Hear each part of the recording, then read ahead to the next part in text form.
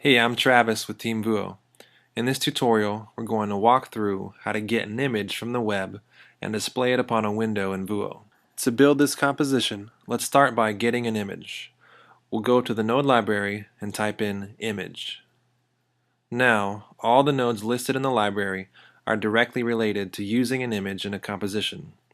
If we scroll down, here's a node called get image.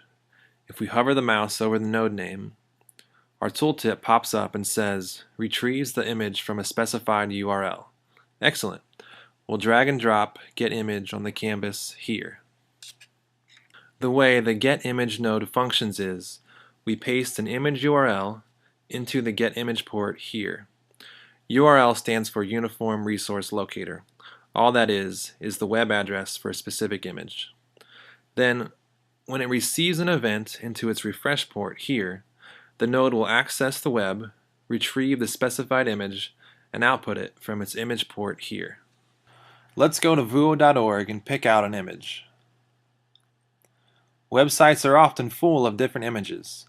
For example, this symbol here is an independent image. The Vuo logo is also an image. Let's use the logo for our composition. I'm using the Firefox web browser right now. To get the URL for an image using Firefox, we right-click the image and select Copy Image Location. If you're using a different browser, it may say something slightly different, and this is the general message we're going for. So we'll select Copy Image Location.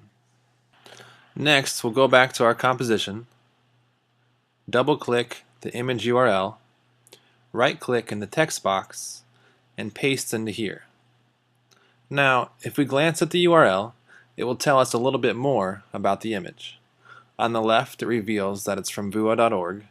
In the middle, it gives us a couple descriptions about its location on the website and its function. And then it concludes with the image file name, logo.png. Now that we have our image on the canvas, next we need to find a way to get the image to show up on a window. If we go back to the node library, here's all our choices for nodes related to working with images. If we scroll down, we see Render Image to Window. If we hover over it, our tooltip says, creates a window and displays an image on it. That's what we're going for. Let's drag and drop that here. Render Image to Window is straightforward. First, it creates a blank window. Then, when it receives an event plus an image through its inputs, it renders or displays the image upon its window. So let's drag a cable coming from the image output port of get image and link it to the image input port of render image to window. Now on the canvas we have our image and we have our window. We're almost there.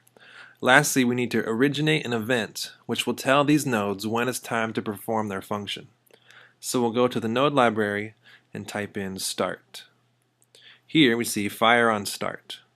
We'll hover over it and it says generates an event when the composition starts. That's what we need.